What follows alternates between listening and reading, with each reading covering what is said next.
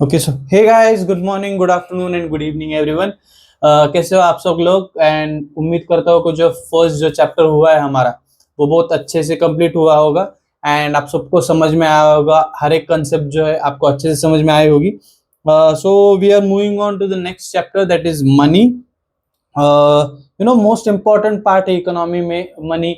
अगर मनी नहीं होगा तो इकोनॉमिक्स किस चीज पे होगा, राइट? इनकम ही नहीं होगी, पैसा ही नहीं मिलेगा तो कैसे इकोनॉमी चलेगी, राइट? उसका जो बेसिस है इकोनॉमिक्स का, जो पूरा बेसिस है वही मनी पे आके टिकता है। सो अगर मैं आपको ऐसे कहूँ कि आज मैं आपको 1 लाख रुपए दे दूंगा, राइट? आज मैं आपको 1 लाख रुपए दे दूंगा, बट कल उसकी वैल्यू, उसके कोई कुछ कंडीशन है कि कल उसकी कुछ वैल्यू नहीं रहेगी। सो अगर आपको ना कैश कैश उपयोग में रहेगा, ना यूपीआई, ना बैंक, ना कोई ट्रांजैक्शन, तो उस 1 लाख रुपए की वैल्यू क्या हो जाएगी? जीरो हो जाएगी। It's as good as paper. So तब आप कैसे चीजें खरीदोगे? अगर आपको समझो गेहूं लेना है एंड आपके पास पैसे ही नहीं है तो आप कैसे चीजें लोगे जब पैसे एग्जिस्ट नहीं करेंगे, राइट? आपके पास चावल होंगे या फिर आप कोई चीज बनाते होगे, आपके पापा कारपेंटर हो गए या फिर पॉटर हो गए, कोई पॉटर बनाते रहेगा, पॉट्स बनाते रहेंगे, या फिर किसी चीज का कारोबार रहेगा, तो वो चीज एक्सचेंज करके, तो वो चीज है एक्सचेंज करके आप कोई चीज ले सकते हैं, जो गेहूं है वो ले सकते हैं। So that's what we are going to start to learn. Money को बाजू रखते हुए, जब मनी नहीं था, जब फिजिकल कैश जो चलन में है, आज मनी जो चलन में है, यूपीआई है, कैश है, चेक है, गोल्ड है, सिल्वर है, जब ये नहीं था तब लोग क्या करते थे, तब लेन देन कैसे होता था? सो उसी से किसका जन्म होता है? बार्टर सिस्टम का जन्म होता है, right? So that's where barter system comes from. So what is barter system? Barter system refers to exchange of goods for goods।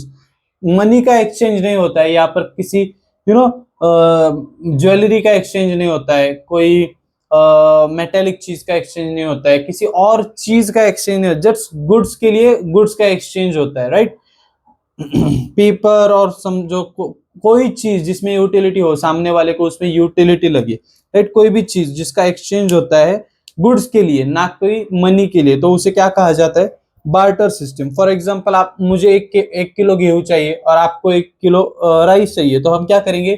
Exchange कर लेंगे। मेरे पास जो गेहूं है वो मैं आपको दे दूंगा, आपके पास जो राइस है वो मैं ले लूंगा, राइट? तो that is what called as barter, exchange of goods for goods.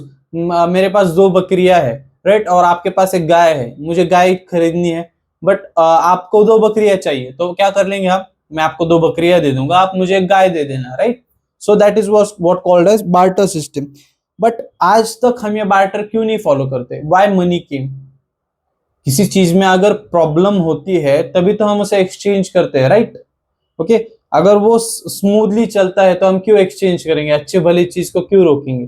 But वो रुकी क्यों? हमने उसे स्टॉप क्यों किया? हम मनी पे क्यों आके रुके? तो उसमें कुछ डिफिकल्टीज थी, राइट? उसमें क्या थी? कुछ डिफिकल्टीज थी, राइट?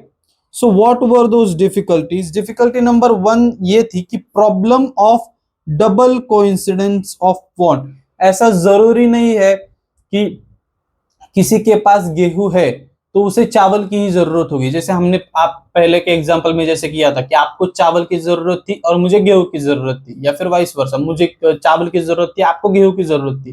तो ऐसा जरूरी नहीं है कि हर बार आपको वो हर बार वो कोइंसिडेंस हो ही कि किसी को चावल की जरूरत है वो आपको मिल ही जाए आपके गेहूं के बदले में। अगर आपके पास गेहूं है, सामने वाले को गेहूं चाहिए भी, बट उसके पास बकरियां है, बट आपको चावल चाहिए, तो वो एक्सचेंज हो पाएगा? नहीं, क्योंकि वहां पर डबल कोइंसिडेंस अकर नहीं होता है। तो ये हर बार प्रॉब्लम होती थी, बहुत ज्यादा ढूंढना पड़ता था। हमारे पास गेहूं है, उसके बदले में हमें कुछ चाहिए, तो उसी के हिसाब से जो कोइंसिडेंस होता है, एक बार कोइंसिडेंस होता है, दोनों साइड से कोइंसिडेंस होना चाहिए कि दोनों की जो वांट्स है वो मैच होनी चाहिए, right? The lack of double coincidence of wants was one of the major limitations for barter system. क्या थी वो? क्या थी? एक प्रकार से लिमिटेशन थी बार्टर सिस्टम के लिए। सो यहां पर एक एग्जांपल दिया गया है। For example, a person A has cloth and he wants rice in exchange, and a person B has rice but do not want cloth in exchange. जैसे हमने वो बकरी का एग्जांपल लिया था, उसके पास गेहूं थे बट उसे एक्सचेंज में क्या नहीं चाहिए था? राइस नहीं चाहिए था, right? Okay, in this exchange, in this case, between A and B would not take place. In this case, exchange between A and B could not take place. क्यों? क्योंकि डबल कोइंसिडेंस ऑफ वांट नहीं है यहाँ पर, right? अगर तुम्हारे पास iPhone है, सामने वाले को कोई सैमसंग का फोन चाहिए और उसके बदले में वो आईफोन एक्सपेक्ट कर रहा है, बट आपको आईफोन के बदले में समझो ओप्पो का फोन चाहिए था, बट उसकी वांट मैच हो रही कि आईफोन के बदले में सैमसंग, बट आपकी वांट मैच नहीं हो रही क्योंकि आपको आईफोन के बदले में 2-3 ओप्पो फोन चाहिए रहेंगे, राइट?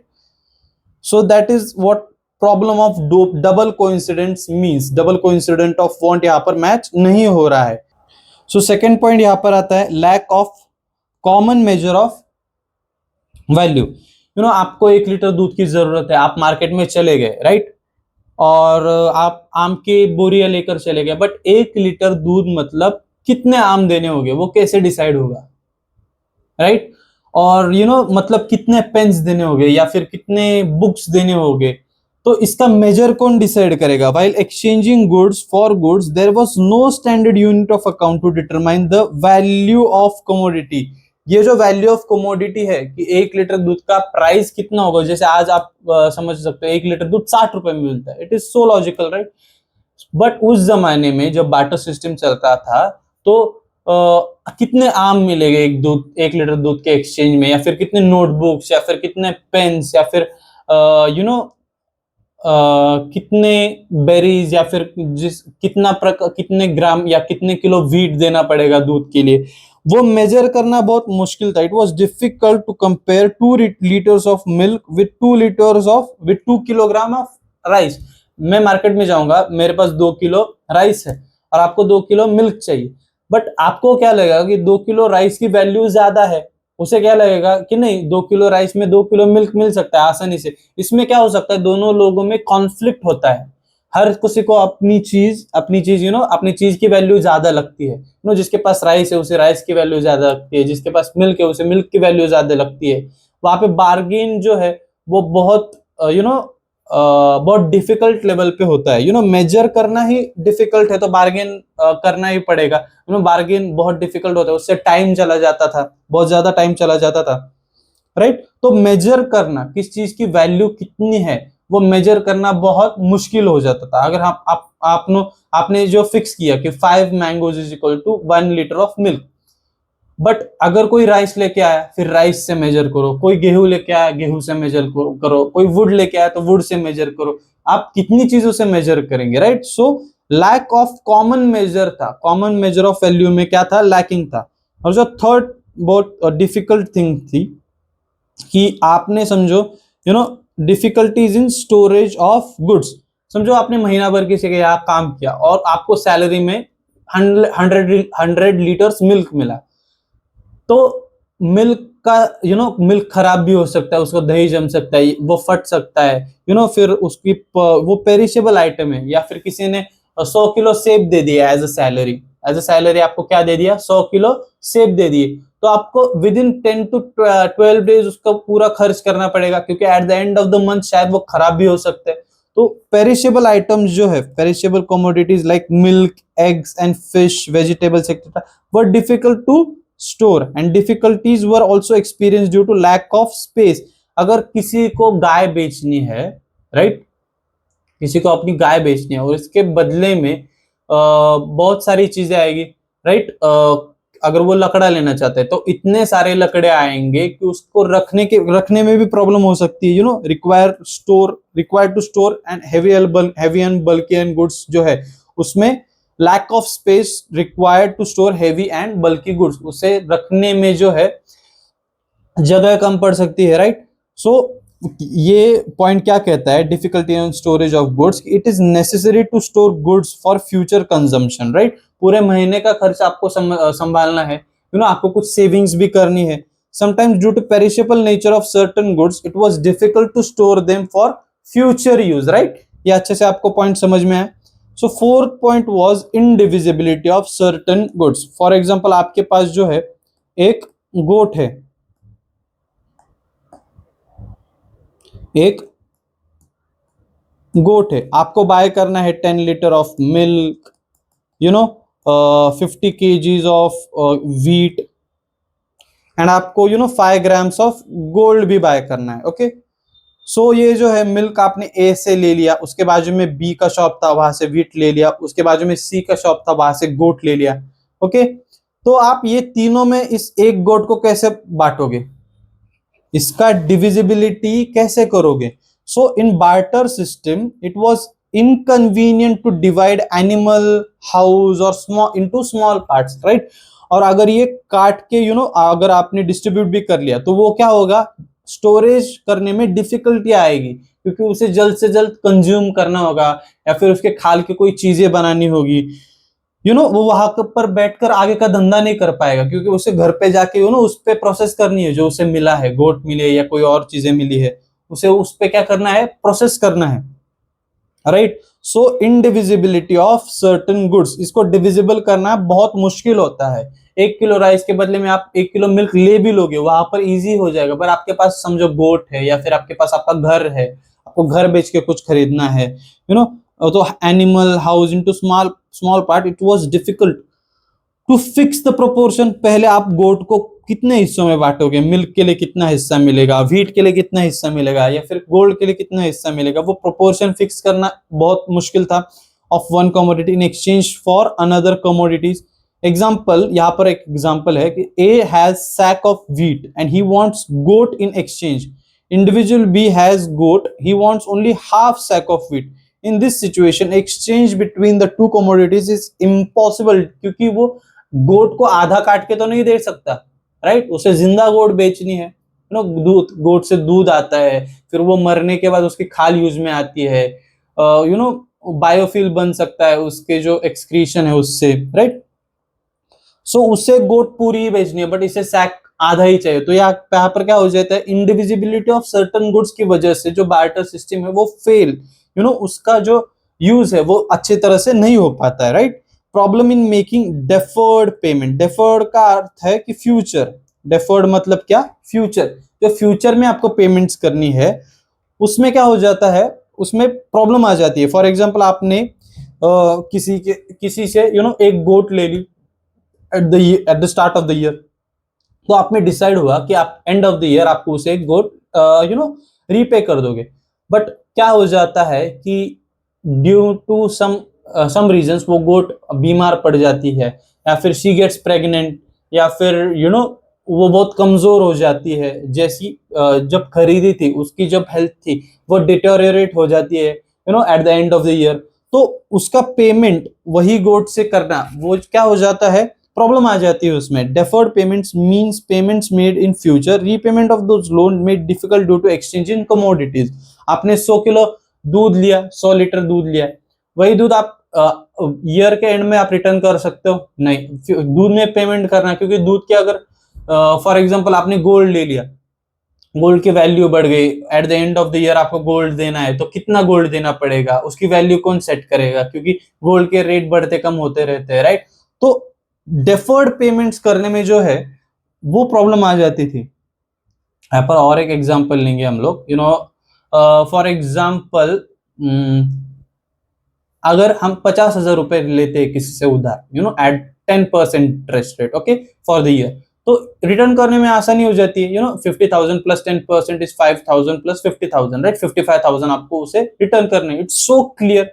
बट वहीं पर अगर आप गाय का एग्जांपल लेते हो, लिविंग स्टॉक का एग्जांपल लेते हो, उसको अगर बाय किया तो उसको रिटर्न कैसे करोगे, कौन से टर्म्स में करोगे? अगर वो गाय मर गई तो उसके बदले में आप कितने मैंगोज दोगे, उसके बदले में आप कितना घर, कितनी प्रॉपर्टी दोगे, या फिर उसके बदले में आप कितना सोना दोगे, वो मेजर करना बहुत डिफिकल्ट हो जाता था। So problem in making deferred payments, right. Let's move on to the definition now. Professor Crowther का जो डेफिनेशन है, उनका डेफिनेशन क्या कहता है कि money is anything that is, will mark it down with the marker here, money is anything that is generally accepted. Okay, second point is means of exchange, generally accepted as means of exchange, and third जो है at the same time acts as measure, क्या करे वो acts as measure, and जो fourth point है,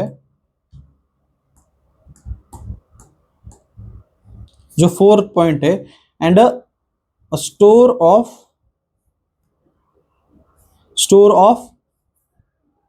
value. Okay, so यहां पर क्या कहना चाह रहा है professor Crowther, will write in the same so generally accepted, उसमें क्या कहना चाह रहे हैं वो कि वो क्या हो, जनरली एक्सेप्टेड हो।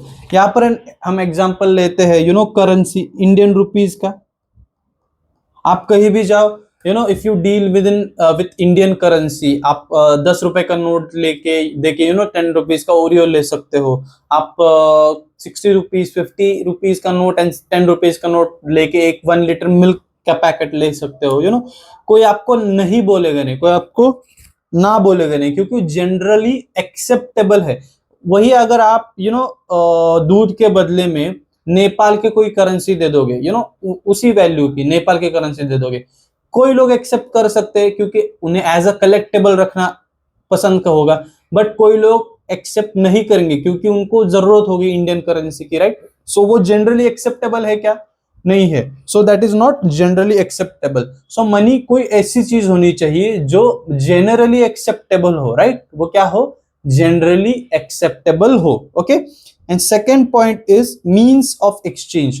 फॉर एग्जाम्पल, वो कोई ऐसी चीज हो जिसे एक्सचेंज करके आप जिसे दे करके आप सामने से बदले में कोई और चीज ले सको। एक्सचेंज का मतलब ही वही है, आपके साइड से आप कोई चीज दो एंड बदले में सामने वाला उसकी कोई चीज आपको दे, right. So means of exchange हो, लाइक आपने 50,000 रुपीज दिए, उसके बदले में आपको लैपटॉप मिला, राइट। आप 50,000 रुपीज के मैंगोज दे के लैपटॉप थोड़ी ना खरीद सकते हो आज के जमाने में, राइट। सो उसका एक्सचेंज होके यूरेनियम का वैल्यू है, यूरेनियम जिससे न्यूक्लियर थिंग्स बनते हैं, न्यूक्लियर एनर्जी, उसकी वैल्यू है। आप देने की चाहत भी होगी आपकी, बट वो मीन्स ऑफ एक्सचेंज है क्या? उसमें क्या है?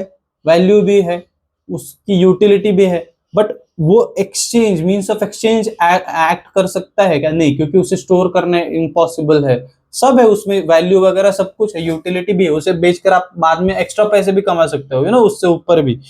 बट वो as a means of exchange act करता है क्या? नहीं। तो as a means of exchange भी एक्ट करना चाहिए उसे, एंड उसके बाद act as a measure, right.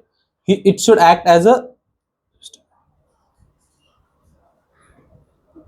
measure of value. For example, चलो एक एग्जांपल ले लो, ये जो हेडफोन्स है, राइट, इसकी वैल्यू क्या होगी? 400 500? कैसे आपने जज कर लिया 400 रुपीज या 500 रुपीज? आपके मुंह से ये निकला कि सर 2 डजन मैंगोज या फिर 3 किलो राइस, ऐसा निकला। क्यों? क्योंकि वो मेजर ऑफ वैल्यू ठीक से नहीं हो सकता है। मेजर ऑफ वैल्यू अच्छे से किस में हो सकता है? मनी में हो सकता है, या फिर आप अगर निकालने ही जाओ तो गोल्ड में भी हो सकता है या फिर सिल्वर में हो सकता है। बट जो है it should act as measure, जैसे डॉलर एक्ट एज मेजर करता है इंटरनेशनल मार्केट में, इंडिया में रुपीज एक्ट एज मेजर करता है, राइट। सो ये जो थर्ड पॉइंट है, it should act as measure and store a value, right. For example, आपको समझो एक मोबाइल फोन लेना है जिसकी प्राइस है 15,000 रुपीज, ओके। एंड आज जो है ऑनियन की कीमत है 10,000 रुपीज का आपको मोबाइल लेना है, राइट। एंड आज 100 रुपए केजी मैंगो है, आई मीन ऑनियन है। ऑनियन क्या है? 100 रुपए केजी है। सो आप क्या करोगे, 100 रुपए केजीज ऑनियन है, तो आपको क्या करना पड़ेगा कि आपको 100 किलो ऑनियन को सेव करना पड़ेगा, जिससे आप 10,000 रुपीज के क्या कर 10,000 रुपीज का क्या कर सकते हो, मोबाइल फोन खरीद सकते हो। So you try to save save save and 6 महीने बाद आपको आपके पास क्या हो जाते हैं, 1 साल के बाद आपके पास 100 केजीज ऑनियन रेडी हो जाते हैं। बट उस समय क्या हो जाता है कि मार्केट में ऑनियन की जो है वो प्रोडक्शन ज्यादा हो जाती है, एंड जो 100 रुपीज उसकी वैल्यू थी वो अचानक से 50 रुपीज किलो हो जाती है। सो जो आपने इतना सेव किया 100 केजीज, तो उसकी वैल्यू क्या हो गई आज, 5,000 रुपीज हो गई। तो ऐसा नहीं होना चाहिए। It should store a value, it should store a fixed value, उसकी एक वैल्यू होनी चाहिए जो कि यू नो स्टेबल रहे, right. So money acts here, money वैसे एक्ट करता है, आज आप सेविंग्स करते हो पूरे साल 10,000 रुपए के लिए, और 10,000 सेव करने के बाद आप 10,000 रुपए देके 10,000 वाला मोबाइल खरीद सकते हो। उसकी वैल्यू कम ज्यादा होती है, नेग्लिजेंटली होती है, as compare to in India. International market अगर आप कंपेयर करो तो वो बढ़ती ज्यादा कम होती रहती है, but in India if you try to save in rupees, तो उसमें क्या है, एक वैल्यू स्टोर है। So money is anything that is generally acceptable as a means of exchange, and at the same time acts as measure and store of value, right? So next definition तो बहुत easy है, money is what it does। ये by heart करने की भी कोई जरूरत नहीं है। सो एवोल्यूशन ऑफ मनी। सो आज हमारे पास जो हम पैसे यूज करते हैं, यूपीआई यूज करते हैं, वहां तक हम कैसे पहुंचे, first was animal, then we to commodity, metallic coins, paper, credit, plastic, electronic.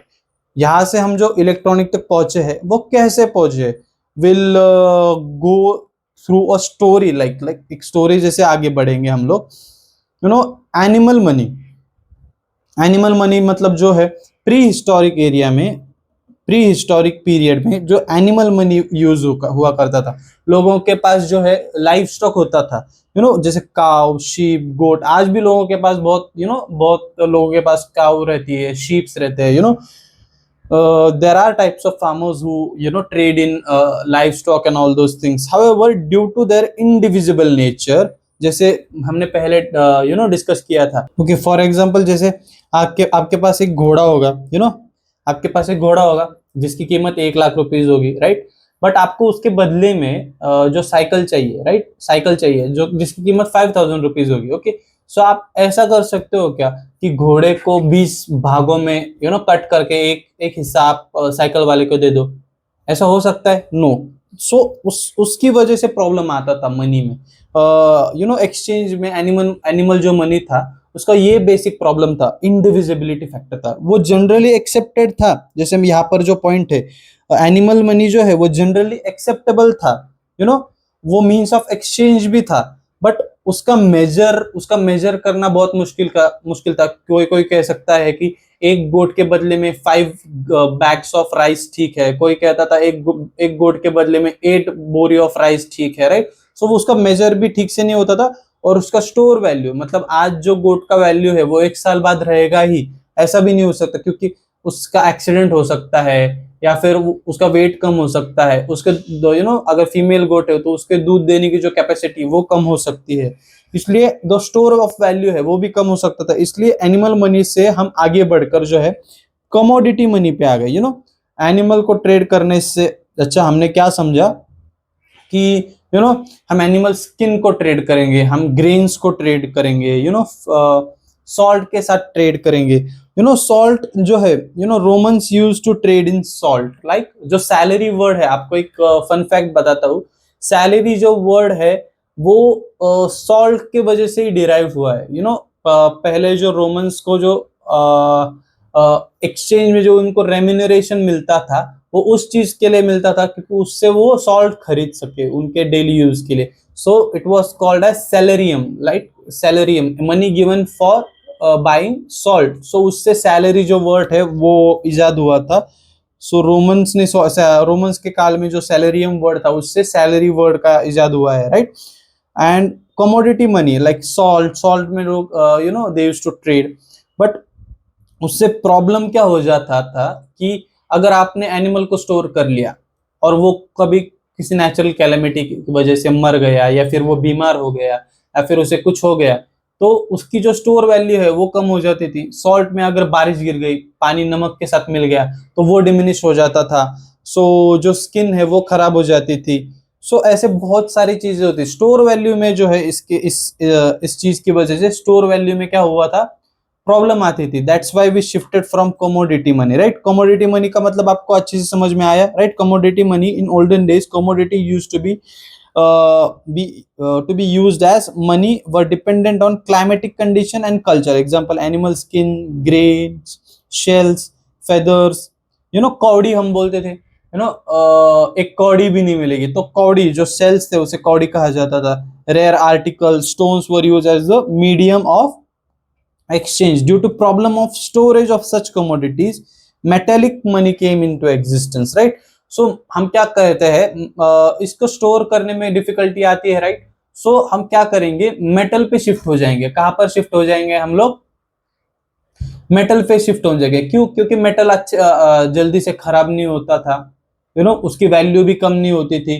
फिर क्या होता था, जो इसमें प्रॉब्लम आती थी कि किसी से रिएक्ट करके या फिर बह जाता था, मर जाते थे, कोई चीजें जो लाइव थिंग्स है वो मर जाते थे, राइट। सो मेटेलिक मनी यहाँ पर यूज में आया। Metallic money is durable, means like durable रहते थे, गोल्ड, सिल्वर, कॉपर, एल्यूमिनियम, निकल। However, scarcity of this precious metal and lack of uniformity in metal pieces give rise to use in metallic coins. So इस line का क्या अर्थ है कि gold है वो स्केर्स है, राइट, इसलिए तो उसकी वैल्यू ज्यादा है। तो हर चीज को अगर हम गोल्ड में ट्रेड करना चालू करते तो गोल्ड एक टाइम आता था कि गोल्ड खत्म हो जाता है, और जो डेली यूज की थिंग है उसमें हम गोल्ड का तो यूज नहीं कर सकते, क्योंकि पॉपुलेशन बढ़ती है, उससे क्या होता है, स्केर्स हो जाते हैं गोल्ड के जो थिंग्स है, राइट। सो उसकी वजह से क्या हो जाता था, एंड जो गोल्ड है, लाइक गोल्ड का जो ब्लॉक रहेगा, कोई ब्लॉक बड़ा रहेगा, कोई ब्लॉक छोटा रहेगा, तो उसको मेजर करना भी डिफिकल्ट हो जाता था। वो इंडिविजिबिलिटी भी वहां पर आ जाती थी, कितना मेजर करे, इतने में इतना कैसे मिलेगा, तो वहां पर कट करते बैठो, फिर जोहरी के पास जाओ, वहां से फिर कट करके लाओ, तो बहुत सारा झंझट हो जाता था। सो यूनिफॉर्मिटी नहीं थी, कोई पीस बड़ा है, कोई पीस छोटा है, निकल का कोई निकल इम्प्योर है, कोई गोल्ड इम्प्योर है, सिल्वर इम्प्योर है, प्योरिटी की वजह से भी डाउट आ जाता था। सो उसके बाद क्या किया हमने कि साइज फिक्स कर लिया। सो इतना साइज रहेगा, so in ancient times rulers of various kingdom use small pieces of metal and affix their seals on them, right. एक पर्टिकुलर साइज डिसाइड हुआ था, गोल्ड का इतना कॉइन, एंड उस पे कोई उनका सील रहता था, राइट। जैसे हमारे शिवाजी महाराज की राज मुद्रा थी, स्पेसिफिक साइज था उस कॉइन का, एंड उस पे उनकी क्या थी, रॉयल सील थी, राइट। सो उससे उसके क्या थी, वो जो किंगडम के महाराजा थे उनकी गारंटी थी उस पे कि you can use this as medium of exchange, and उसके बदले में आपको इतनी इतनी वैल्यू मिलेगी, right. With this passage of time, the monetary system was taken over by government authorities with the view to give uniformity and legal status to metallic coins, and can be classified as standard or full bodied coins. ये जो है standard and full bodied coins, इसका अर्थ क्या है, full bodied coins are those coins whose face value is equal to their intrinsic value. Face value indicates the exchange value fixed by issuing authority, and these coins are made out of precious metal. For example, जो 10 ग्राम का gold है, right, जो 10 ग्राम का gold है उसकी price क्या है, for example 1 lakh rupees, 1 lakh rupees 10 gram gold की प्राइस है, ओके। सो उसको अगर हम ट्रेड में यूज करेंगे तो उस गोल्ड कॉइन से हम 1 लाख रुपए की चीजें खरीद सकते हैं, जो इंट्रिंसिक वैल्यू है, जो खरीदने की क्षमता है उसमें, right. Intrinsic value means what, real value जो वो उसकी रियल वैल्यू है 1 लाख रुपया, उसको क्या कहा जाता है, इंट्रिंसिक वैल्यू। एंड जो फेस वैल्यू मतलब उसकी खरीदने की क्षमता, उससे जो हमें एक्सचेंज में मिल सकता है उसकी क्षमता, उसे क्या कहते हैं यहाँ पर? Face value. Face value means any value fixed by issuing authority. So उसे क्या कहा जाता है? Face value. इंट्रिंसिक वैल्यू मतलब जो उसकी रियल वैल्यू है, जिस जिस जो 1 लाख रुपीज जो है, जिससे हमें सेल करके, उस कॉइन को सेल करके हमें जो मिलेगा, उस कॉइन को सेल करके हमें जो मिलेगा उसे कहा जाता है इंट्रिंसिक वैल्यू। एंड उस कॉइन को एक्सचेंज करके हमें जो मिलेगा, मार्केट में एक्सचेंज करके उसके बदले में हमें जो मिलेगा उसे कहा जाता है फेस वैल्यू। सो उस वो जो था वो भी इसी प्रोसेस को फॉलो करता था। और यूनिफॉर्मिटी आ गई थी, बट जो स्केयरसिटी थी, राइट, जो स्केयरसिटी थी प्रेशियस मेटल की, जो स्केयरसिटी थी मार्केट में, वो तो उतनी ही थी, राइट। सो उसे कम करने के लिए हम क्या लेकर आए? Token coins. जैसे 5 रुपीज का कॉइन है, राइट, 5 रुपीज का जो मेटल कॉइन है उसकी फेस वैल्यू भले ही 5 रुपए है, राइट, उसकी रुपए की वैल्यू क्या है, उसे आप देखकर 5 रुपए का बिस्किट खरीद सकते हो। बट अगर आप उसे पिघला दोगे तो उसकी जो इंट्रिंसिक वैल्यू, जो रियल वैल्यू है, वो कितने रुपए हो जाएगी? 1 रुपए हो जाएगी। तो उसे एक्सचेंज करके आप कितने रुपए की चीज ले सकते हो? 1 रुपए की चीज ले सकते हो, राइट। सो जो इंट्रिंसिक वैल्यू है और जो फेस वैल्यू है उसमें क्या था? डिफरेंस था। Face value is higher than the intrinsic value. These coins are made cheaper like metallic, nickel etcetera. So उसमें क्या था? गवर्नमेंट को भी आसानी होती थी कि गवर्नमेंट को भी आसानी होती थी कॉइन्स को प्रोड्यूस करने में। माइनिंग का खर्चा बच जाता था, गोल्ड के एक्सट्रैक्शन का खर्चा बच जाता था। These coins are of lower denomination and generally used for settling smaller transaction, right. आप कोई 50,000 की चीजें खरीदने जाते हो तो 50,000 रुपए एक एक रुपए के नोट में ले जाते हो? नहीं, राइट। तो आप क्या करते हो? जो 32 रुपए की चीज है, 30 रुपए आप नोट्स ले जाते हो। 2 रुपए के ऊपर के जो खुले रहते, जो स्मॉलर ट्रांजेक्शन है, उसमें आप क्या करते हो? जनरली उन कॉइन्स का यूज करते हो। In India all coins in circulation today are token coins, right. कोई भी गोल्ड कॉइन है आज सर्कुलेशन में, कोई सिल्वर कॉइन है आज सर्कुलेशन में? नहीं, every coin is token coin. and difficulties in transportation of token coins give rise to paper coin। समझो आप दिल्ली जा रहे हो घूमने के लिए, राइट। सो दिल्ली घूमने के लिए पैसा तो लगेगा, आपको फ्लाइट लेके जाना पड़ेगा या फिर ट्रेन से जाओगे, वहां पर कुछ खर्चा करोगे, वहां पर होटल्स में रहोगे, होटल में खाओगे, अच्छे अच्छे रेस्टोरेंट में खाओगे, कोई अच्छी चीजों पे घूमने जाओगे, स्काई डाइविंग वगैरह, जो ऊपर आप हिमाचल वगैरह पे जाके स्काई डाइविंग या फिर कोई और अगर अलग चीजें करोगे, तो उसके लिए आप पैसे लेके जाओगे। अगर पेपर मनी रहता ही नहीं, आप कितने सिक्के लेके जा सकते हो? हर एक का जो वजन है, आप पूरा बैग भर के जो सिक्के लेके जाओगे, तो is it logical, is it feasible? क्या वो उसमें उसमें आसानी होगी, राइट। तो उसमें क्या है? ट्रांसपोर्टेशन में जो है डिफिकल्टीज आती थी। सो इसकी वजह से हम कहां पर शिफ्ट हुए? पेपर मनी में शिफ्ट हुए, right. So paper money was a substitute for metallic money, क्योंकि वो ट्रांसपोर्टेशन में इजी था, उसका वजन भी कम था, राइट। एंड जो है पेमेंट करने में आसानी होती थी, जेब में ले जा सकते हो आप एंड क्या होता था? जो इंट्रिंसिक वैल्यू है, मेटल कॉइन बनाने में जो खर्चा होता था, उससे कई ज्यादा कम खर्चा किसमें होता है? नोट्स बनाने में होता है, क्योंकि वो पेपर की बनी होती है, राइट।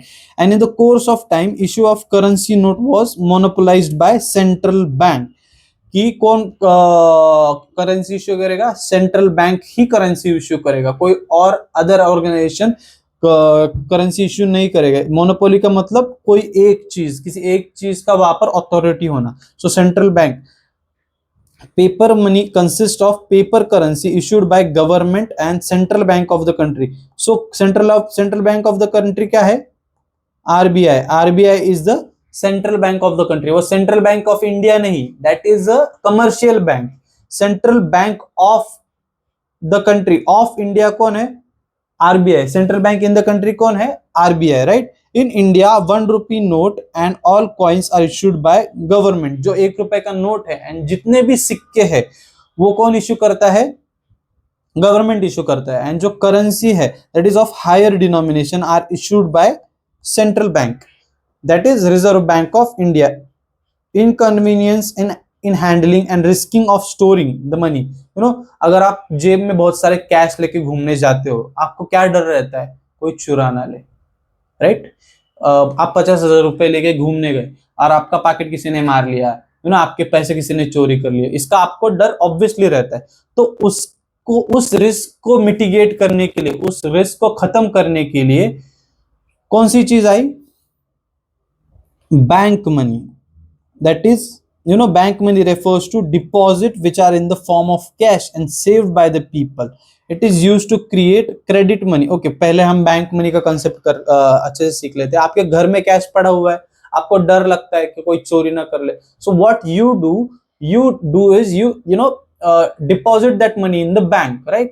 सो बैंक में रहता है तो आपको सेफ्टी रहती है, क्योंकि सेफ्टी है, सिक्योरिटी है, वहां पर कैमरास लगे रहते हैं, राइट? सो आपका जो डर है कि कोई चोरी ना कर ले, सो वो बैंक मनी जो है वो रिस्क को मिटिगेट करता है। उसी बैंक मनी से जो अगला कंसेप्ट जन्म होता है, उसका मतलब है क्रेडिट मनी।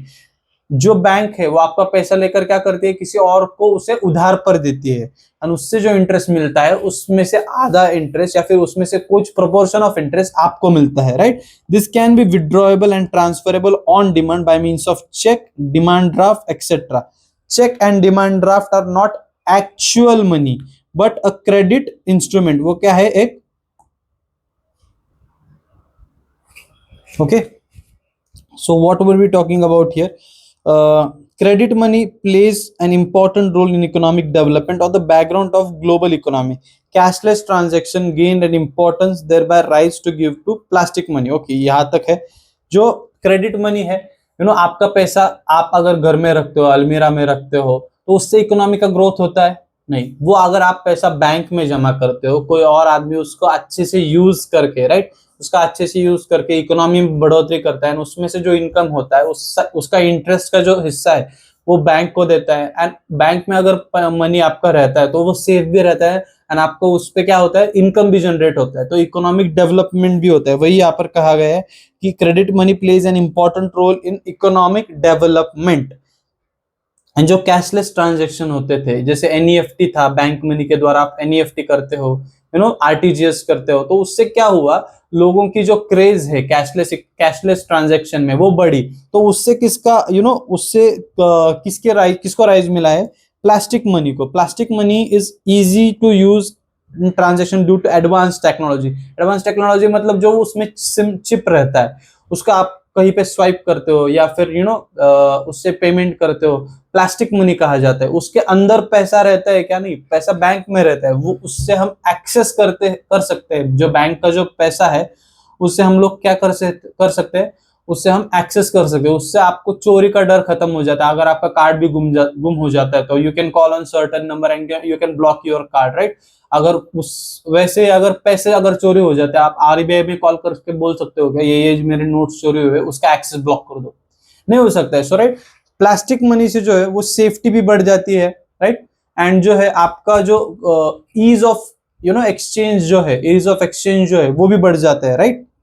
सो उसके एग्जांपल से debit cards, credit cards are used as plastic money. In further innovation in smart transaction led to introduction of electronic money. उससे भी एक स्टेप आप आगे जाके इलेक्ट्रॉनिक मनी का जो कार्ड है आपको कैरी करना पड़ता है, कैश कैरी करनी पड़ती है, उससे छुटकारा पाने के लिए क्या आया? प्लास्टिक मनी आया। वो प्लास्टिक कार्ड को भी तो कैरी करना पड़ता है, उससे भी छुटकारा चाहिए। तो क्या होता है? आप अपना मोबाइल कितना भी ना करो, कोई भी चीज हो, कहीं भी हो, आप हर जगह आपका मोबाइल ले जाते हो, तो क्यों ना उस मोबाइल में ही जो पेमेंट का जो ट्रांजैक्शन का सिस्टम है उसी को अपलोड कर दिया जाए, तो जो प्लास्टिक मनी जो चुराया जाने का जो डर है वो भी खत्म हो जाएगा, राइट? सो उससे इलेक्ट्रॉनिक मनी जो ई मनी है उसका राइज हुआ। That is electronic money is a monetary value that is stored in transfer in electronic through a variety of means that in mobile phone और टैबलेट। जो सैमसंग पे है या फिर भारत पे है, भीम पे है, जो फोन पे, जी पे, जो वो सारी चीजें होती है, that comes under electronic money, right? Digital wallets are also form of stored electronic money. Okay, so ये जो और एक इंपॉर्टेंट चीज है, legal tender money and non legal tender money. So what is legal tender? So what is legal tender money. So legal tender money में आपका आ जाता है करेंसी नोट्स, और फिर बाद में जो है करेंसी नोट्स आ जाता है, कॉइन्स आ जाते हैं, यूपीआई पेमेंट्स आ जाता है, debit card payment, credit card payment, जितने तरह के हमने पेमेंट यहाँ पर डिस्कस किए हैं वो पूरे यहाँ पर आ जाते हैं। 10 रुपीज का कॉइन, फिर 500 रुपीज का कॉइन, ये सब comes under, all those things comes under legal tender money. जो नॉन लीगल टेंडर मनी है, it is the money which is generally used by people in final payment, but there is no legal compulsion of acceptance. Acceptance का legal compulsion नहीं है, उससे payment हो सकता है but वो एक्सेप्ट करे ही। It can be refuse, that is cheques, bills of exchange, क्योंकि चेक ये एक प्रोमिसरी नोट है, एक प्रकार का क्या है, प्रोमिसरी नोट है। It is some instruction, it is just instruction to bank कि आप मेरे बिहाफ पे इन्हें पेमेंट करो। It is not a final payment, it is instruction to final payment. जब आप किसी को चेक देते हो तो आप ये कहा जाता है कि आप बैंक को इंस्ट्रक्शन देते हो साइन करके कि आप इस आदमी को, जिस आदमी का नाम समझो सुमित है, तो आप उससे 50,000 रुपीज दो, उसे अदा करो, राइट।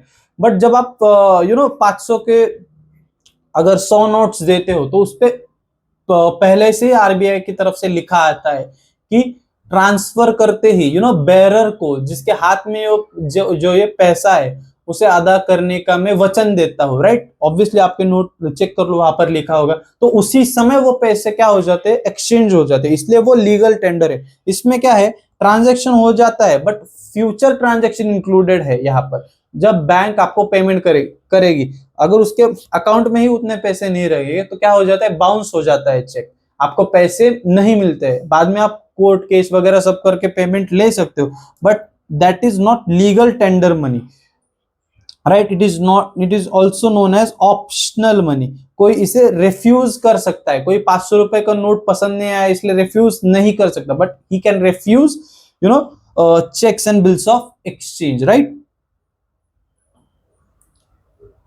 बाद में हम क्वालिटीज ऑफ मनी पे आ जाते हैं, right. Qualities of money, money में क्या क्या क्वालिटीज होनी चाहिए। फर्स्ट तो है जनरल एक्सेप्टेबिलिटी, राइट। जो है मनी जो है वो हर जगह जनरली एक्सेप्टेड होनी चाहिए। जैसे हमारा 500 रुपीज का, या फिर 100 रुपीज, 200 रुपीज, 50 रुपीज, जो हर नोट है वो क्या है, वो हर जगह पर एक्सेप्टेबल है, राइट। वो हर जगह जगह पर क्या है, एक्सेप्टेबल है। वैसे ही अगर आप गोट में पेमेंट करने जाओ, या फिर राइस में पेमेंट करने जाओ, तो वो एक्सेप्टेबल है क्या, नहीं है। तो मनी कोई ऐसी चीज होनी चाहिए वो जो है जनरली एक्सेप्टेबल हो। Anything which is used as money must be easily accepted by exchange for all purposes. Divisibility हो, money should be easily divisible in smaller denomination to facilitate smaller transaction.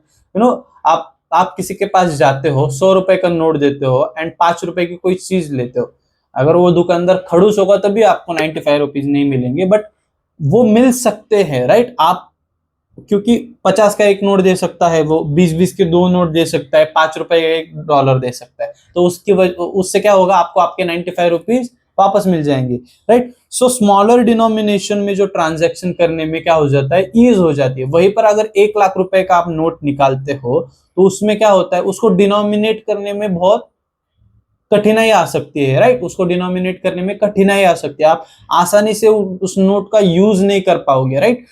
मतलब जितना इजीली आप 500 rupees का use करते हो, जितना easily आप 100 rupees का नोट यूटिलाइज कर सकते हो, उतने इजीली आप जो है 1 लाख रुपीज का नोट यूज नहीं कर पाओगे। So divisibility is most important factor, right. Durability, money जो है ड्यूरेबल होना चाहिए, राइट। जो अपने जो 500 रुपीज का नोट है, सो आप कहोगे हमारा जो नोट है वो ड्यूरेबल कैसा है, वो तो खराब हो जाता है, वो जल सकता है। मैंने क्या कहा, वो ड्यूरेबल होना चाहिए, इनडिस्ट्रक्टेबल नहीं होना चाहिए। इनडिस्ट्रक्टेबल और ड्यूरेबल में फर्क है। ड्यूरेबल मतलब वो लॉन्गर पीरियड ऑफ टाइम तक चलना चाहिए। सॉइल नोट्स आरबीआई वापस भी लेती है, उनको अच्छे तरह से ट्रीट करके, डिस्ट्रॉय करके, डेमोलिश करके, उतने ही प्रमाण में और नए नोट छापती है, राइट। सो वो ड्यूरेबल होना चाहिए, पानी में भीग कर डिजोल्व नहीं होना चाहिए, या फिर जेब में पड़े पड़े खराब नहीं होना चाहिए, you know, you can save it. Money should be also possess the characteristics of durability. Currency notes and coins are being used repeatedly and shall continue for years altogether on account of durability. तीसरा concept है कॉग्निजेबिलिटी. कॉग्निजेबिलिटी मतलब recognise easily होना चाहिए. अगर 500 रुपए का note है, right, 500 रुपए का नोट है, तो वो अगर मैंने फॉर एग्जाम्पल 500 रुपए का जो नोट है, वो कैसे आप पहचान सकते हो? वो ग्रीन कलर में आता है, राइट, उसमें गांधी जी का फोटो है, वहां पर रिजर्व बैंक ऑफ इंडिया लिखा है, गवर्नर के उस पे क्या है, सिग्नेचर है, फिर उसमें जो वो स्ट्रिप रहती है, यू नो, स्ट्रिप रहती है, तो उसकी वजह से आप यू नो लाइट में देखोगे तो आपको एक साइड में उसका रिफ्लेक्शन नजर आएगा महात्मा गांधी जी की, या फिर 500 रुपीज का रिफ्लेक्शन नजर आएगा. तो वो सब चीजों को मद्देनजर रखते हुए आप क्या कर सकते हो कि वो नोट असली है. You can recognise that note. It should have certain distinct marks, मतलब जो रुपीज का साइन है 10 अलग लैंग्वेजेस में, यू नो, 500 रुपीज लिखा हुआ है वहां पर, to avoid confusion by the receiving person. वो यू नो बहुत जल्दी समझ में आनी चाहिए कि हाँ ये 500 रुपए का नोट है, right. So portability, another thing, portability. It should be easily carry from one place to another, right. एक ब्रिक को आपको 40 ब्रिक में आपकी सैलरी मिली, 40 ईंटों में आपकी सैलरी मिली, आपको चलेगा? नहीं, क्योंकि वो अच्छे से पोर्टेबल नहीं है, आपको एक जगह से दूसरी जगह ले नहीं जा सकते. बट पेपर मनी में आपको मिली, या फिर बैंक अकाउंट में आपको पैसे मिले, आप यूपीआई से पेमेंट करते हो, तो उसमें क्या आ जाता है, पोर्टेबिलिटी का कंसेप्ट आ जाता है. Yes, is our currency portable? Yes, is our currency note portable? Bank account में पोर्टेबिलिटी अच्छे से होती है, राइट. यस, तो पोर्टेबिलिटी ये कंसेप्ट क्या होता है, सेटिस्फाई होनी चाहिए. Homogeneity, money of particular denomination must be homogeneous. समझो कल मैंने आपको एक 500 को नोट दे दिया, राइट, एज उधार, एंड आप एक हफ्ते बाद मुझे उधारी चुकाने के लिए आते हो, एंड आप मुझे एक 500 का दूसरा नोट दे देते हो. तो अगर मैं ये कहूं कि नहीं वही वाला 500 का नोट चाहिए, वही वाला 500 का नोट चाहिए मुझे, so it is it logical? नहीं, क्योंकि वो जो 500 का नोट है एंड जो दूसरा 500 का नोट आप मुझे दे रहे हो वो होमोजीनियस ही है, वो सारी क्वालिटीज मीट करता है. उसे भी आप एक्सचेंज करके 500 रुपए के डिनोमिनेशन में जो गुड्स मिल रहे हैं उसे आप रिसीव कर सकते हो. सो एक और कंसेप्ट है, होमोजिनिटी आना चाहिए. एक 500 का नोट यू नो इतना है, दूसरा 500 का नोट इतना निकाला, फिर कोई 500 का नोट एक कॉइन में निकाला, या फिर यू नो ट्रायंगुलर शेप में 500 का नोट छापा है, कभी स्क्वायर में छाप दिया, कभी रेक्टेंगुलर में छाप दिया, ऐसा चलेगा? नहीं. It should be homogeneous. वो एक सरीखे दिखने चाहिए, एक सेम दिखने चाहिए, जो उसमें कॉग्निजिबिलिटी है वो मेंटेन रहनी चाहिए, राइट. एंड स्टेबिलिटी, जो मनी है वो स्टेबल रहना चाहिए in the at the longer period of time, right. आज जो 100 रुपए में आपको चीज मिलती है, फॉर एग्जाम्पल 100 रुपए में आपको 1 लीटर दूध मिलता है, तो ऐसा नहीं होना चाहिए कि कल आपको 100 रुपए में आधा लीटर ही मिले, परसों आपको 100 रुपए में 2 लीटर मिले, फिर उसके बाद आपको 100 रुपए में यू नो 250 ml ही मिले, फिर बाद में आपको 1 लीटर मिले. ऐसा नहीं होना चाहिए. जो मनी की जो वैल्यू है, एक्सचेंजेबल वैल्यू है, वो क्या होनी चाहिए, स्टेबल होनी चाहिए at the longer period of time. आप बोल सकते हो कि पिछले साल 50 रुपीज में 1 लीटर मिलता था, इस साल 60 रुपीज में मिलता है, तो कहाँ से स्टेबल है? तो एक साल जो है वो तो स्टेबल रहा, like in longer period of time वो क्या होना चाहिए, स्टेबल रहना चाहिए. Money should have a stable monetary value. It serves a good major of value of exchange of goods and services. These goods can be sold and purchased in future as per requirement. So future requirements के लिए, जैसे हमने जो laptop का example लिया था, right, कि laptop के लिए आपने 50,000 यू नो सेव करके रखे और अचानक यू नो 50,000 की कोई वैल्यू ही नहीं बची, 50,000 में आप यू नो एक मोबाइल फोन भी नहीं खरीद पाओ. तो यू नो वैसा नहीं होना चाहिए. These goods can be sold and purchased in future as per requirement. You know उसमें जो फ्यूचर में बाय करने की जो रिक्वायरमेंट है वो उस करेंसी में रहनी चाहिए, राइट. सो यहाँ पर क्वालिटीज का एंड हो जाता है, राइट. उसके बाद में जो है functions of money, primary function है, सेकेंडरी फंक्शन है एंड कंटिंजेंट फंक्शन है. We will discuss it in next lecture. Just revise कर लेते हैं हम यहाँ पर, राइट, जो भी हमारा हुआ है. यू नो बार्टर सिस्टम के बारे में हमने पढ़ा था, right. Problem of double coincidence, जैसे बकरी के बदले में किसी को गाय चाहिए, 2 बकरी के बदले में किसी को गाय चाहिए, वैसा दोनों साइड से कोई इंसिडेंट हो, वैसा जरूरी नहीं है कि उसमें प्रॉब्लम आ जाता है, right. Lack of common measure of value, common measure of value मतलब, जस्ट अ मिनट।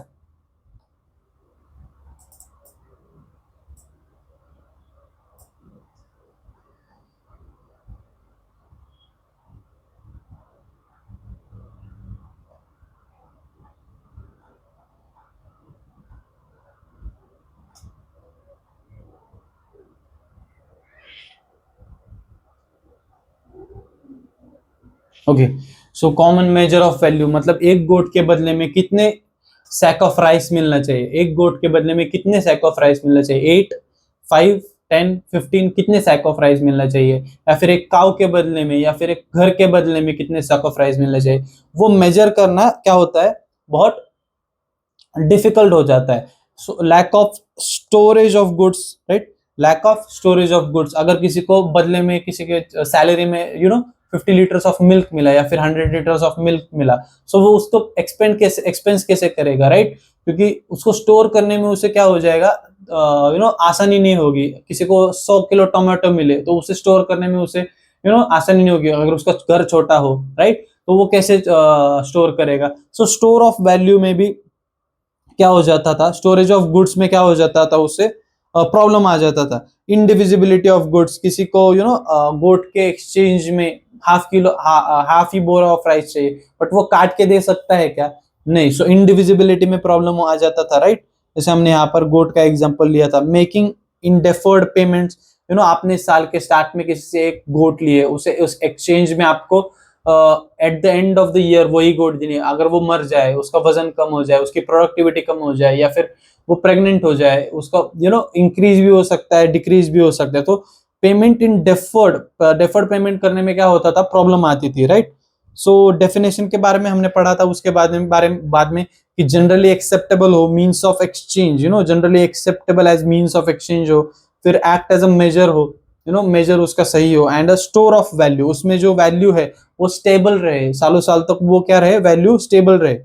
फिर हमने जो एवोल्यूशन ऑफ मनी है वो पढ़ा, कैसे हमने एनिमल मनी का यूज होता था, लोग काउ गोट में ट्रेड करते थे, बट इनडिविजिबिलिटी फैक्टर के कारण ट्रेड में क्या होता था, प्रॉब्लम आती थी। उसके बाद में हम कमोडिटी मनी पे शिफ्ट हुए, राइट। कमोडिटी मनी में क्या प्रॉब्लम होता था कि वो वेदर के हिसाब से हमें डिसाइड करना पड़ता था, क्लाइमेट के हिसाब से, कल्चर के हिसाब से हमें डिसाइड करना पड़ता था, और वो भी क्या होता था, जैसे एनिमल मनी इनडिविजिबिलिटी के कारण बंद करना पड़ा, वैसे ही कमोडिटी के मनी को हमें जो है, यहाँ पर कौन सा पॉइंट था, पेरिशेबल, जो पेरिशेबिलिटी है, जो स्टोरेज ऑफ गुड्स है, वो पेरिशेबल गुड्स के एक्सचेंज में मिले तो उसमें प्रॉब्लम आ सकती थी। इसलिए हम किस पर आ गए, मेटेलिक मनी में। मेटेलिक मनी में जो प्रेशियस गुड्स है वो स्केर्स थे, उनका माइनिंग इजी नहीं था। सो हम किस पे शिफ्ट, उनका साइज कितने साइज के लिए कितना एक्सचेंज में मिलना चाहिए वो फिक्स नहीं था। सो इसकी वजह से हम किस पर आ गए, मेटेलिक कॉइन्स पे आ गए, राइट। सो मेटेलिक कॉइन्स का क्या था, यूनिफॉर्मिटी आई थी मेटेलिक कॉइन्स की वजह से, बट उसमें भी क्या प्रॉब्लम था कि उसे कैरी करने में प्रॉब्लम आ जाता था, राइट। ये इंट्रिंसिक वैल्यू के बारे में हमने डिस्कस किया था, उसे कैरी करने में, उसके ट्रांसपोर्ट में प्रॉब्लम आ जाता है, इसलिए we shifted towards paper money. So paper money में भी क्या होता था कि उसे कैरी करने में तो इजी होता था, बट चोरी करने का डर रहता था लोगों को। सो बैंक मनी पिक्चर में आया, and bank money and credit money, उससे क्या हुआ, इकोनॉमी का डेवलपमेंट हुआ, जिसका पैसा घर में पड़ा रहने से अच्छे बैंक में जमा हो गया, एंड उसके उसके क्रेडिट के हिसाब से क्या हो गया, इकोनॉमिक डेवलपमेंट हुआ, राइट। फिर उससे कैशलेस ट्रांजैक्शन में बढ़ोतरी मिली, जैसे लोग एनईएफटी करते थे, आरटीजीएस करते थे, चेक्स में ट्रांजैक्शन करते थे रादर देन यूजिंग कैश। सो उसका एक स्टेप आगे बढ़ के हमने क्या किया, प्लास्टिक मनी को इंट्रोड्यूस किया, जैसे debit card, credit card, swipe में हम लोग पेमेंट करते थे, बट उसको भी तो कैरी करने की जरूरत पड़ती थी, राइट। सो उसके बाद में किसका इंट्रोडक्शन हुआ, इलेक्ट्रॉनिक मनी, जो आपके मोबाइल में ही है, यूपीआई पेमेंट्स हम कहते हैं, यूपीआई पेमेंट्स का इंट्रोडक्शन हुआ। लीगल टेंडर मनी, जैसे करेंसी है अपनी, राइट, करेंसी है, लीगल वो क्या है, लीगल टेंडर है, कॉइन्स है, करेंसी है, वो क्या माना जाता है, लीगल टेंडर माना जाता है। Non legal tender of money, that is example उसका क्या है, चेक्स है, बिल्स ऑफ एक्सचेंज है, जो कि ऑप्शनल मनी भी कहा जाता है, राइट। एंड उसके बाद में हमने क्वालिटीज ऑफ मनी सीखा था। क्वालिटी क्या है, उसका जनरल एक्सेप्टेंस हो, इजीली वो एक्सेप्टेबल हो जाए, राइट।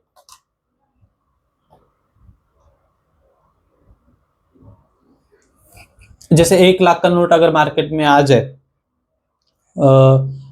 तो या फिर वो नहीं, वो नेक्स्ट वाला एग्जांपल था, राइट, डिविजिबिलिटी वाला। जनरल एक्सेप्टेबिलिटी में कैसा होता है, 500 का नोट है, 10 रुपीज का नोट है, 20 रुपीज का नोट है, वो क्या होता है, वो इजीली एक्सेप्टेड होता है। अगर हम 100 किलो कॉटन दे दिए या फिर 50 ग्राम गोल्ड दे दे, उसका एक्सेप्टेंस होता है क्या, जनरली नहीं, क्योंकि डिविजिबिलिटी फैक्टर आता है, स्टोरेज में प्रॉब्लम आ जाता है, तो जनरल एक्सेप्टेबिलिटी नहीं है। तो जिसमें जनरल एक्सेप्टेबिलिटी हो, वो मनी कहलाया जा सकता है। उसके साथ साथ डिविजिबिलिटी भी होना चाहिए, स्मॉलर डिनोमिनेशन में ट्रांजैक्शन करने की ईज होनी चाहिए। जैसे इसलिए कॉइन्स का सर्वाइवल आज भी है, क्योंकि जो स्मॉलर 1 रुपीज 2 रुपीज में जो ट्रांजैक्शन होते हैं, वो इजीली डिविजिबल कर सकते हैं हम लोग। ड्यूरेबिलिटी, वो longer period of time indestructible नहीं बट ड्यूरेबल होने चाहिए मनी। जैसे हमारा जो 500 रुपीज का नोट है, वो क्या जनरल एक्सेप्टेबिलिटी को सेटिस्फाई करता है, यस। डिविजिबिलिटी को सेटिस्फाई करता है, यस। ड्यूरेबिलिटी को सेटिस्फाई करता है, यस। कॉग्निजेबिलिटी, आप पहचान सकते हो 500 रुपीज का नोट, एक सर्टन कैरेक्टरिस्टिक्स है, डिस्टिंक्ट मार्क्स है उस पे, उससे आपको क्या हो जाता है, कंफ्यूजन अवॉइड होता है, सो कॉग्निजेबिलिटी है। पोर्टेबिलिटी है, आप उसे इजीली कैरी कर सकते हो 500 रुपीज का नोट, राइट। होमोजीनियस है, हर 500 का नोट एक जैसे दिखता है, एक तरीका दिखता है, कोई ट्रायंगल, कोई ओवल, कोई अलग शेप में नहीं है। एंड वो स्टेबल मनी है, राइट। आप ऐसा नहीं कह सकते at the end of the year 500 rupees में जो मिलने वाली चीजें है, या 500 रुपीज की जो वैल्यू है, वो अचानक 50% से कम हो जाए, या फिर 50% 100% से बढ़ जाए, तो वो क्या है, stable means of money. So that was all for the day.